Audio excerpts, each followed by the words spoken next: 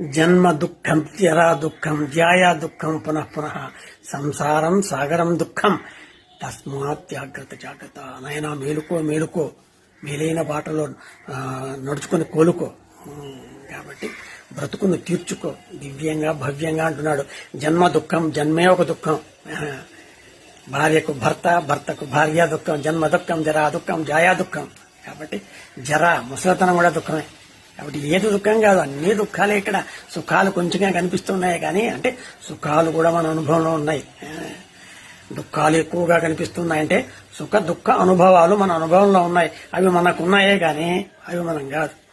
ఇది జ్ఞానావగాహన. కాబట్టి జాగ్రత్తగా వేదాంత అవగాహనతో విడిపడి, ఓన్లీ విడిపడితే అంటుకోకుండా, నేను అంటుకోకుండా పోతానంటే అంటుకో ఉంటే కదా ఒకప్పుడు. ఇది అర్థం కావాలి.